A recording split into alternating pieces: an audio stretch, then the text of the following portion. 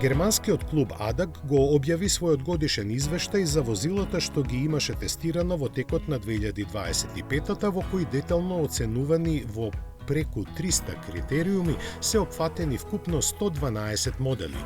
Иако ги имаше со секаков погон, како најдобри меѓу нив се издвоија електричните. Вкупно 5 од нив ја делат највисоката оценка.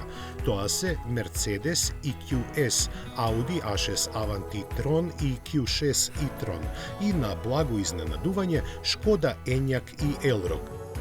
И понатаму на листата најдобро оценети следат електрични модели. Меѓу првите 20 има само еден кој не е на струја. Нивните високи оценки сведочат за зрелоста на понудата како од техничка, така и од практична страна. Но и најслабо оценетите возила се електрични. На дното на листата се наоѓа Dacia Spring и Leapmotor T03.